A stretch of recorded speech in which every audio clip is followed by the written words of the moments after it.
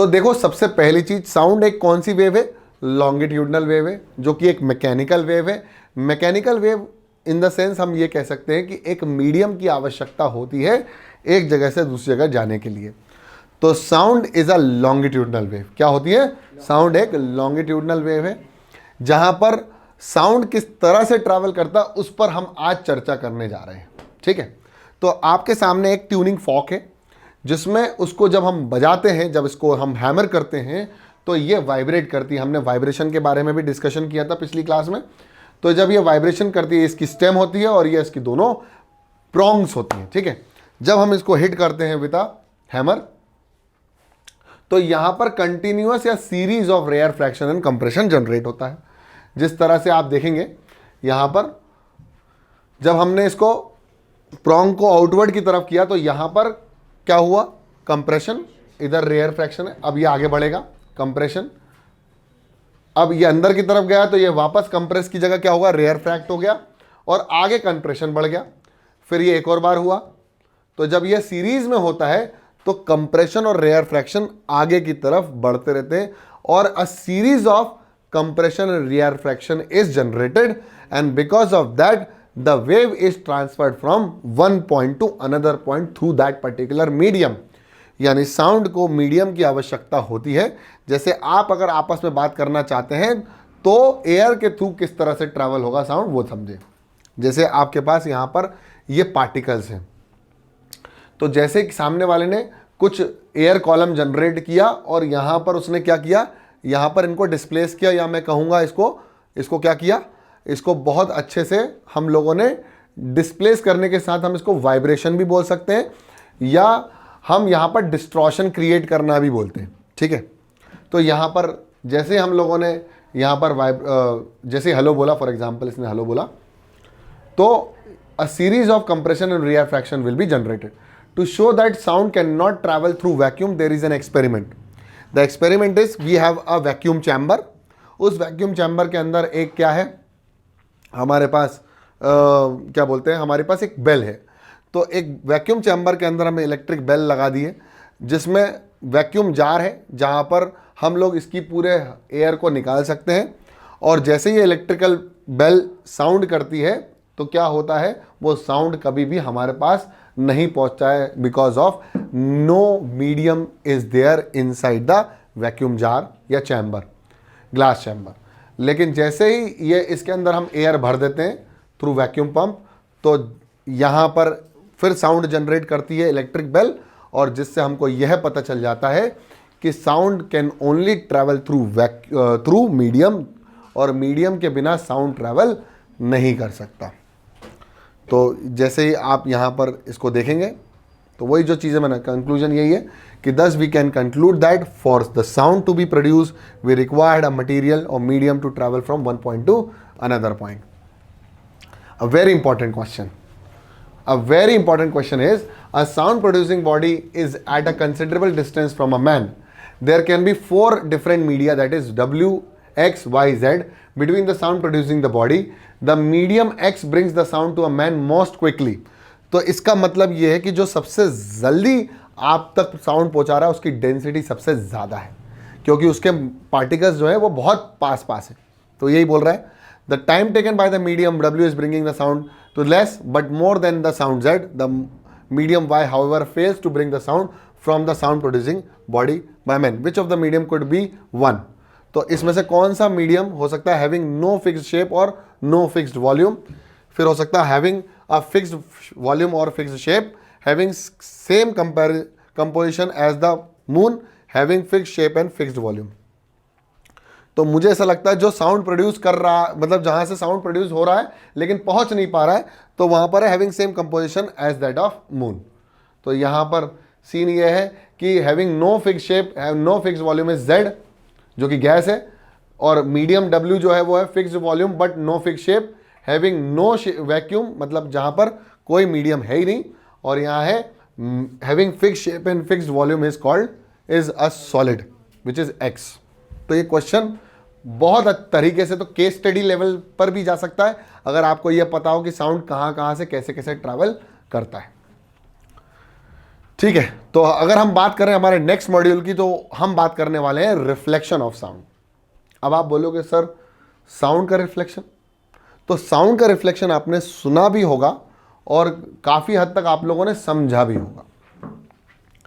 जब आप किसी पहाड़ी इलाके में जाते हैं या किसी खाली रूम में जाते हैं तो आपको अपना ही साउंड सुनाई देता है। जैसे यहाँ से अगर आप हेलो बोलते हो तो सामने से भी हेलो रिप्लाई आता है, भले ही वहाँ पर आदमी खड़ा हो या ना हो। तो वहाँ पर हमको यह समझ में आता है कि साउंड किसी वस्तु से टकरा कर भी वापस आता है। इस प्रॉपर्टी का इस्तेमाल करती हैं बैट्स। जब रात में उनको नहीं दिखता है तो वो एक साउंड प्रोड्यूस करके किसी भी ऑब्जेक्ट का डिस्टेंस पता कर सकते हैं। सोनार के अंदर भी हम लोग जब सबमरीन्स में सोनार से जब साउंड प्रोड्यूस किया जाता है तो किसी चीज़ से टकराकर वापस साउंड जब आता है तो हमको पता चलता है कि उस पर्टिकुलर सबमरीन से उस पर्टिकुलर चीज़ का डिस्टेंस कितना है और वो कितनी बड़ी है। तो यहाँ पर हम बात करने जा रहे हैं एक्चुअली में रिफ्लेक्शन ऑफ साउंड की, जिसका हम इस्तेमाल हमारी क्लास के अंदर भी कर सकते हैं।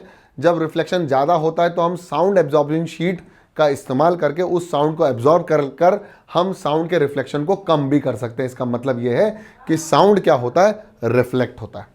ठीक है, तो बात करते हैं साउंड की। तो हमने एक कार्डबोर्ड लिया हुआ है, उस कार्डबोर्ड में हम लोगों ने क्लॉक रखी है। अब हम क्या करने वाले हैं, हम यहाँ से कुछ साउंड प्रोड्यूस करेंगे और यहाँ से साउंड रिफ्लेक्ट होकर इसके अंदर घुसकर हमको सुनाई देगा। तो इससे हम पता लगाएंगे कि साउंड कितनी देरी में हमारे पास पहुँच रहा है। और लगभग जो साउंड की स्पीड होती है वो होती है 340 से लेकर 345 किलोमीटर पर सेकेंड या 330 से लेकर 335 मीटर पर सेकेंड की स्पीड से साउंड ट्रैवल करता है इन एयर। अब आप बोलोगे सर इसकी स्पीड इतनी वेरी क्यों होती है? Because of in air there is a different composition. आपको पता ही है फिक्स शेप नहीं होता है, फिक्स वॉल्यूम नहीं होता है, तो भाई डेंसिटी का वेरिएशन होता रहता है। जब ज़्यादा क्लाइमेट फॉगी होता है तो जो वाटर ड्रॉपलेट्स होती हैं, डस्ट पार्टिकल होते हैं, कहीं कहीं ज़्यादा होते हैं, कहीं कहीं कम होते हैं, जिसके वजह से डेंसिटी वेरिएशन आता है। और because of temperature variation there is a density variation as well. तो उस वजह से साउंड की स्पीड अल्टर करती रहती है। लेकिन हम बात करें एवरेज स्पीड की तो 330 मीटर पर सेकेंड क्लास 8 की साइंस की एनसीईआरटी की किताब के हिसाब से बात करें तो स्पीड ऑफ साउंड जो होता है वो कितना होता है, 330 मीटर पर सेकेंड। अब यहाँ पर हम क्या करने वाले, साउंड प्रोड्यूस करने वाले, यहाँ से साउंड एंटर करेगा। तो हमको ये समझ में आया भाई कितनी देरी में साउंड ट्रैवल किया और यहाँ से यहाँ तक उसको फिर से ट्रैवल करना पड़ा। और हमें साउंड का समझ में आया कि भाई साउंड कितनी तरीके से ट्रैवल करता है और कैसे करता है। तो यहाँ से हम स्पीड का कैलकुलेशन कर सकते हैं टाइमर वॉच से, और हम यहाँ पता लगा सकते हैं कि साउंड का क्या होता है, रिफ्लेक्शन। जिस तरह से लाइट रिफ्लेक्ट की जाती है या लाइट रिफ्लेक्ट होती है, तो यहाँ पर भी वही एंगल वाला काम है। The direction of the incident wave and reflected wave makes equal angle with the normal. जिस तरह एंगल ऑफ इंसिडेंस और एंगल ऑफ रिफ्लेक्शन हम लोगों ने लाइट में पढ़ा है। ठीक है, see this is the happening for the loudest tinkling sound to be heard by the ear, find the value of x. तो अगर हमें लाउडेस्ट सुनना है तो एक्स की वैल्यू निकालनी पड़ेगी। तो एक्स को मिनिमम डिस्टेंस ट्रैवल करना पड़ेगा। तो मिनिमम डिस्टेंस ट्रैवल के लिए अगर ये 50 है तो ये कितना हो जाएगा 40, ये 40 तो ये भी 40, तो एक्स की वैल्यू हो जाएगी मेरे ख्याल से 40 डिग्री। तो हम इजीली इसको निकाल सकते हैं। एक और सवाल है कि the figure given below shows an incident pulse P reflected from a rigid surface which out of the 4 represent the reflected pulse correctly. तो यहाँ से P से जो पल्स आई है वो आई है, तो इसमें कौन सी जो पल्स होगी वो रिफ्लेक्टेड पल्स होगी। सोच के देखो क्या हो सकती है। अगर ये इंसिडेंट पल्स है तो रिफ्लेक्टेड पल्स कौन सी हो सकती है, जरा देखें। तो हमारे पास A B C ऑप्शन में कौन सा आंसर सही होगा, C ऑप्शन। मेरे ख्याल से ये वाली जो होगी वो इसकी रिफ्लेक्टेड पल्स होगी। अब इसी साउंड की वजह से हम जब पहाड़ी इलाके, मैंने बताया था ना, पहाड़ी इलाके में खड़े हो जाओ, एक अभी इमेज आएगी तो आपको पता चलेगा कि एक पहाड़ी, अच्छा तो एक पहाड़ी इलाके में आप खड़े हो और वहाँ से आप अपने नाम को आवाज़ दे रहे हो, तो आप ही का नाम कोई और भी लेगा, वो आपका कोई और नहीं, वो आप ही का साउंड है जो कि क्या हो रहा है, टकरा के आपको वापस सुनाई दे रहा है। लेकिन जब हम रोज़मर्रा की ज़िंदगी में अपनी बात करते हैं तो हमें वो रिफ्लेक्शन सुनाई नहीं देता है। तो उसका रीज़न क्या है? उसका रीज़न है साउंड की स्पीड। उसका रीज़न है साउंड की स्पीड। अब आप बोलोगे सर साउंड की स्पीड रीज़न कैसे हो सकता है? मान लीजिए मैं बात कर रहा हूँ और जब मैं बोल रहा हूं तो साउंड टकरा के मेरे कानों तक गुजरा है और मेरे यही साउंड जो मैं जो निकाल रहा हूं वो भी मुझे सुनाई दे रहा है। तो वो एक्चुअली में जो साउंड टकरा के सुनाई दे रहा है और जो मैं बोल रहा हूं वो जो सुनाई दे रहा है वो डायरेक्टली एक ही समय पर सुनाई दे रहा है। तो साउंड क्या हो रहा है, सुपर इम्पोज हो रहा है। इसका मतलब हम एक ही साउंड सुन रहे हैं, दोनों एक दूसरे पर ओवरलैप हो रहा है। लेकिन अगर मुझे दोनों साउंड का इको सुनना है या एको सुनना है तो मुझे एक पर्टिकुलर डिस्टेंस मेंटेन करना पड़ेगा किसी दीवार से जहां से टकरा के साउंड मेरे तरफ वापस आएगा। वो डिस्टेंस कितना होना चाहिए वो डिपेंड करेगा साउंड की स्पीड पर। इसलिए मैं कह रहा हूं कि जब मेरे को साउंड का रिफ्लेक्शन सुनाई देता है तो वो डिपेंड करता है साउंड की स्पीड पर। जब हम यहां से बोलते हैं तो साउंड को टाइम लगता है, और साउंड को टाइम कितना लगना चाहिए। तो साउंड 1/10 हिस्सा सेकेंड का 1/10 हिस्सा जब कवर कर लेता है तो हमको साउंड एक ही सुनाई देता है। लेकिन अगर उससे ज्यादा डिस्टेंस कवर कर रहा है, सेकेंड का 1/10 हिस्से से ज्यादा डिस्टेंस कवर कर रहा है तो हमें एको सुनाई देता है। तो वो अभी समझ में आएगा एको क्या होता है। तो एको तो आपने सुना भी होगा, the repetition of the sound due to the reflection from a distant surface is known as echo. तो कंडीशन क्या है जो मैं अभी बोल रहा था वो मैं आपके सामने प्रस्तुत कर रहा हूं। कंडीशन सबसे पहली चीज यह है कि जो साउंड आप प्रोड्यूस कर रहे हो और जहां से साउंड टकरा के वापस आएगा उसको कितना दूर होना चाहिए, मिनिमम 17.2 मीटर डिस्टेंस अवे, तभी जाके मैं अपना मुझे एको सुनाई दे सकता है। तो echo can be heard only if the distance between the observer and the reflecting surface is at least 17.2 metre. अब ऐसा क्यों? क्योंकि वेलोसिटी ऑफ साउंड जो है वो हमको पता है, velocity into time, distance is 3.344। मैंने बताया ना कि 330 according to class NCERT 8th, लेकिन मैंने कहा ये वेरिएशन होता है 345 तक भी जाता है। तो यहां पर अभी मिनिमम लिया है 344 इंटू 0.1 तो आएगा 334.2, यानी 344 मीटर पर सेकेंड की जो वेलोसिटी होती है उसको कवर करने के बाद हमें साउंड केवल एक ही सुनाई देगा। लेकिन अगर डिस्टेंस इससे थोड़ा सा भी ज़्यादा हुआ, इससे भी ज़्यादा हुआ तो हमको साउंड का एको समझ में आ जाएगा। अब सोचो कि ये डिस्टेंस अगर 22, अब देखो मैंने क्या कहा था कि इसके पहले हम लोग बात कर रहे थे कि टेम्परेचर भी इफेक्ट होता है, टेम्परेचर का भी इफेक्ट बहुत बड़े लेवल पे होता है साउंड के लिए या डेंसिटी के लिए। तो 22 डिग्री सेल्सियस पर एयर के अंदर साउंड की स्पीड कितनी होती है? 344 मीटर। लेकिन क्या हमेशा 22 डिग्री सेल्सियस तापमान बना रहता है? नहीं, एयर के हर अलग अलग हिस्से में ये टेम्परेचर का डिफरेंस हम देख सकते हैं और महसूस भी कर सकते हैं। तो to hear a sound echo the sound wave should more than 0.1 second after starting. मतलब साउंड जब सुनाई देगा मुझे तो मुझे 0.1 सेकेंड के बाद सुनाई देना चाहिए from the source to get reflected come back to us. तो उसका डिस्टेंस जो है वो लगभग 117.4 मीटर का डिस्टेंस होना चाहिए, तब जाके मैं सुन सकता हूं साउंड को और मुझे अलग अलग दो साउंड मेरे ही सुनाई दे सकते हैं। लेकिन अगर इससे डिस्टेंस कम हुआ, 17.2 से कम हुआ, यानी अगर 15 मीटर ही हुआ तो मुझे रिफ्लेक्शन भी और जो मैं साउंड प्रोड्यूस कर रहा हूं वो सेम टाइम पे सुनाई देंगे। क्यों? क्योंकि साउंड की स्पीड होती है 344 मीटर पर सेकेंड, यानी एक सेकेंड में कितना डिस्टेंस ट्रैवल करेगा? 344। और मैं एको तभी सुन सकता हूं जब साउंड प्रोड्यूस होने वाला और रिफ्लेक्शन होने वाला साउंड के बीच में कितने सेकेंड का डिस्टेंस हो? 0.1 सेकेंड का ड्यूरेशन हो। मेरी बात समझ में आ रही है? मैंने जो प्रोड्यूस किया है और जो रिफ्लेक्ट हो रहा है उन दोनों के बीच का गैप ड्यूरेशन कितना होना चाहिए? 0.1 सेकेंड। इसका मतलब जो जिससे टकरा के आ रही है वो थोड़ा दूर होगा, तभी मुझे वो टकराने की साउंड सुनाई देगा। अब बस ये हम बात करने वाले हैं ह्यूमन ईयर की। तो जैसे हम सुनाई देता है हमको तो हमारा दिमाग इस चीज को सुन लेता है। तो किस तरह से सुनता है? Brain process the sound and we are able to understand it. So how it is processed? Just like this. Wait. When two sound enter the ear in more than 1/10 हिस्सा ऑफ सेकेंड, मैंने बताया ना कि अगर second का 1/10 हिस्सा भी हो, एक सेकेंड का 1/10 हिस्सा हो of second, both the sound can be understood. अगर इन दोनों के बीच में इतना गैप है, ब्रेन तक पहुंच रहा है, तो हम दोनों साउंड को सुन सकते हैं। लेकिन अगर इससे कम टाइम पे वो दोनों साउंड सुनाई दे रहे हैं, तो ब्रेन को क्या लगेगा कि हम केवल एक ही साउंड सुन रहे हैं। ठीक है, अब देखो, when two sounds enter the ear within 0.1 second, दोनों साउंड मेरे कानों में 0.1 सेकेंड के अंतर से घुसे, तो मेरा ब्रेन सिग्नल करेगा कि वो एक ही साउंड है। तो जब एक साथ लोग गाते हैं तो हमको ऐसा लगता है ना कि साउंड एक ही प्रोड्यूस हो रहा है, लेकिन जब अलग अलग समय पे दो लोग गा रहे होते हैं तो हमको पता चल जाता है कि इसका साउंड अलग था और इसका साउंड अलग था, इसलिए हमें समझ में आता है। तो echo can be heard only if the distance between the observer and the reflecting surface should be 17.2 meter because of the speed of the sound, and at the 22 degree Celsius the speed of the sound is 344 meter per second, and this is known as speed of sound in air at different particular temperature. It means that at a different temperature the speed is different because there is a change in the density of the air around us, और humidity level भी depend करता है। humidity level मतलब amount of water vapor present in the atmosphere।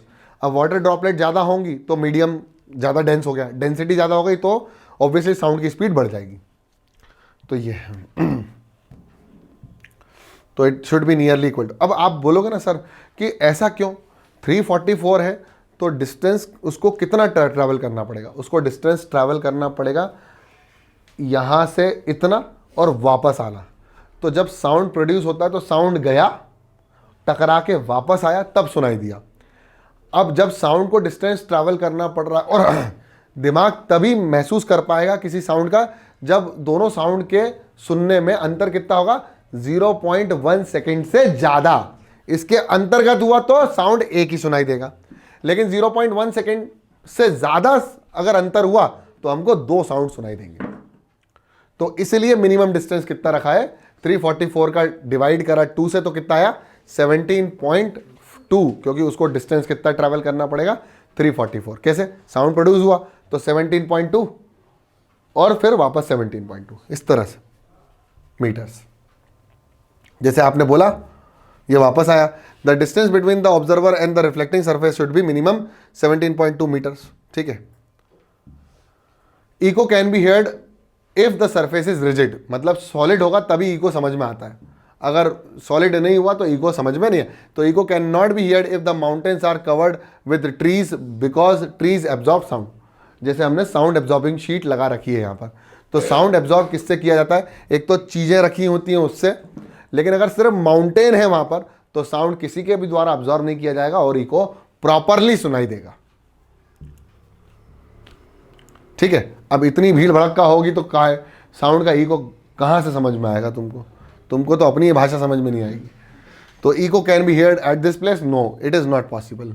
Y, because there are so many things which can absorb sound.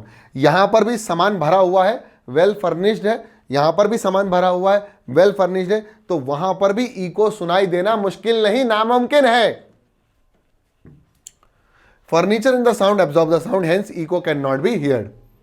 तो if the distance between the two sources of the sound is increase to 4d and the velocity v of the sound is double, then what will be the time t after which the echo can be heard। तो ये एक सवाल आपके लिए बन सकता है। इस सवाल को बहुत इजीली आप सॉल्व कर सकते हो कि अगर आपने डिस्टेंस d जो है वो इंक्रीज कर दिया 4 गुना डिस्टेंस का बढ़ा दिया और वेलोसिटी डबल कर दी, तो टाइम कितने देर बाद आपको साउंड को सुनाई देगा। तो velocity is equal to distance upon time, speed is equal to distance upon time. तो डिस्टेंस कितना कवर करना पड़ेगा या टाइम कितना रहेगा, 2d अपॉन v। ये हो गई पहली इक्वेशन। तो d1 कितना आ जाएगा 4d और वेलोसिटी कितनी हो जाएगी 2v। तो अब यहाँ पर 4d रख दो तो ये हो जाएगा 4 2 8 और ये हो जाएगा 2, तो 2 से 2 कैंसिल तो 4d हो जाएगा। देखो आप, तो टाइम कितना हो जाएगा 8 अपॉन 2v, तो ये हो जाएगा 4 upon 2, that will be 2 into 2, that is 4d upon v, so 2 times of t। तो if the sound is reduced by 1/3 and the time for the echo to be heard is double, will the echo be heard? क्या सुनाई दे पाएगा? तो सवाल का जवाब है मेरे ख्याल से नो। अब ये क्यों नहीं हो सकता, इसका एक्सप्लेनेशन बहुत इजीली समझा जा सकता है। If the sound of the speed is reduced by 1/3, speed कम हो गई अब, तो साउंड ज़्यादा समय लेगा ट्रैवल करने में, यानी आपका दिमाग को ज़्यादा समय मिलेगा दूसरा साउंड सुनने में। इसका मतलब अब लेकिन हाँ एक चीज़ और है, echo to be heard is double, लेकिन जो टाइम है वो डबल हो गया। स्पीड जो हो गई, if the speed of the sound is reduce by 1/3 and the time for the echo to be heard is double, तो इको तभी भी नहीं सुनाई देगा। क्यों? क्योंकि इसमें 1/3 इसमें डबल हो रहा है। साउंड कैसा होना चाहिए? 0.1 सेकेंड से ज्यादा होना चाहिए टाइम दो साउंड के बीच का, है ना, इसलिए सुनाई नहीं देगा। अब हम इसके बारे में डिस्कस करेंगे बाद में, पहले इतना हम लिखेंगे और इसके बाद हम समझेंगे। कुछ क्वेश्चंस मुझे लगता है कि आपको जो न्यूमेरिकल्स हैं वो समझ में नहीं आए हैं, तो पहले मैं वो समझा देता हूं, फिर हम आगे बढ़ते हैं, ठीक है ना। मुझे पता है क्या नहीं आया, क्या नहीं आया, क्या आया है। चलो